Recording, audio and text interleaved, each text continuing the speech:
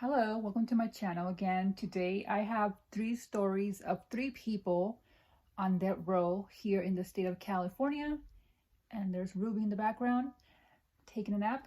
And I do have to warn you that two of the stories involve children. So just to give you a heads up with that. But let's get right into the first story. So for the first story, his name is Arturo Suarez. And he is currently on death row. And here is the story. So at the time that this happened, he was 33 years old. He was a seasonal worker at a farm, and he had a wife and a daughter back in his country. And here he was working at this ranch, and he also had two brother-in-laws that lived in the area. And one of the brother-in-laws happened to have a wife and two children. So, the way that he explained, Arturo, the way he explained why he did what he did was because, according to him, he never really felt liked by the two brother-in-laws. And for whatever reason, it got to him so bad that he decided that he was going to hurt them, that he was going to unalive them. And so days prior, he had dug a hole, you guys, where he planned to hide, their bodies. And so he dug a hole, and about a week later or so, he calls him up, and tells him how he had killed a deer and that he needed help, bringing this deer back to, the ranch. So the two brother-in-laws agree, they come with the two children, with the wife. And once they get here, the two brothers, they take off with Arturo, to get this deer, or so they think, right? Little do they know that this guy is about to unalive them. And that's exactly what he did, you guys. He shot them both in the head, and then he put their bodies in the hole he dug days prior. And the wife and the two children had no idea at the time what this guy had done. And he goes back to his trailer, in the ranch where the wife is. And once he's there, he attacks the wife of one of the brothers. He attacks her, and he puts a rope around her neck. When she wakes up, you guys, she has her hands tied behind her back. Her ankles are tied up, and her children are nowhere to be found. So, by the time that she manages to get help, I don't know how, but she managed to, untie herself and call 911, get help. And when the police get there, there's no trace of this man, and they start an investigation. They start, searching, looking around. And about a quarter mile from this place, they find what looks to be like a shallow grave. Like if there was recently dirt moved around, And they find the bodies, not only of the two brothers, but of the two children, you guys. A couple of days after this happened, he was actually arrested. He was arrested, and they found that he had a bus ticket. So he was planning to leave the very next day. The day he was found, he was planning to leave the following day. But luckily, they found him on time, and he wasn't able to, take off. But, and, it's just so sad that, innocent children have to be, unalive. And all because he never really felt liked by the two brothers. And yes, this woman, she lost not only her children, but her husband, her whole family. And, now this guy is on death row here in the state of California. And I know back in 2020, he did try to, I guess, get like a new trial or something like that. And it was denied.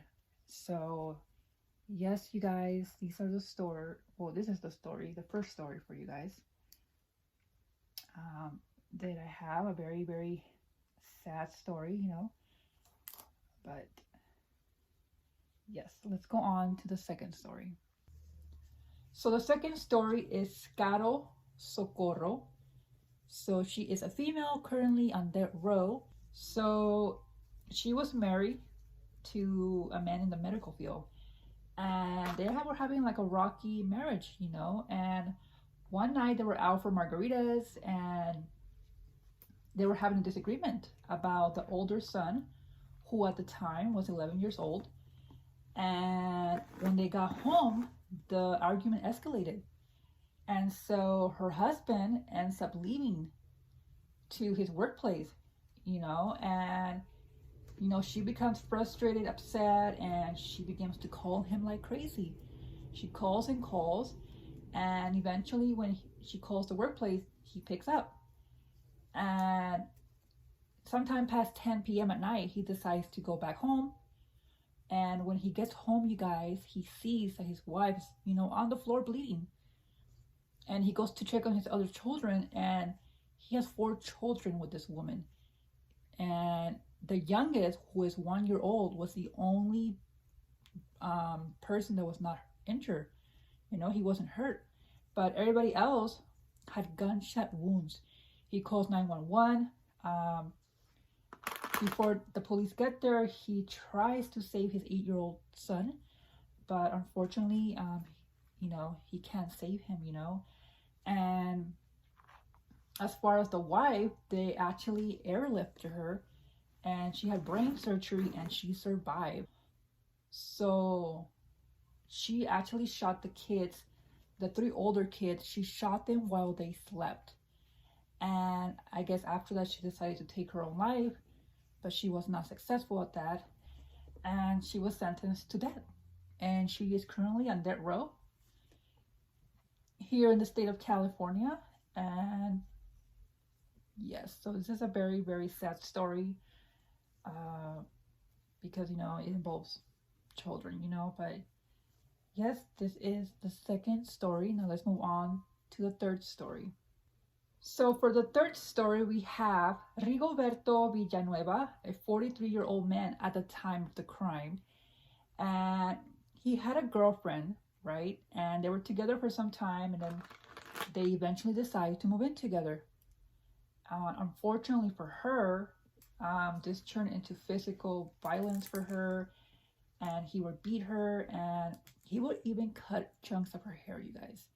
This is how violent and this guy was. And so after about 6 months of them living together, she decides to go to a friend's house. And so she takes off to the friend's house. About a week or so after she's at the friend's house, Rigoberto decides that he's going to go look for her. He wants to get her back. And so he goes, and after some time, he eventually finds her. And according to witness, when he arrived at the house, at the home of the friend, his girlfriend appeared to be happy to see him, and he even made a comment about how she had his heart. And one witness did report that when she was getting in his vehicle, to leave with him, that she did appear a little hesitant. So, but they take off, they leave in his vehicle. And the following day, you guys, her body is found inside his vehicle. And on the highway, you guys, and, it appeared like the car had been maybe in a car accident. And so, eventually a, patrol officer on the highway, he sees Rigoberto walking in the middle of the highway, you guys. And so he tries to question him, but Rigoberto takes off. And so, they are trying to get him, and they end up having to tase him in order to restrain him. So, yes, the autopsy revealed that she had multiple wounds, and they also saw what appeared to be like an X. Like he was trying to do an X on her upper body, with all the wounds. And so So yes, you guys, he was found guilty and he was sentenced to death.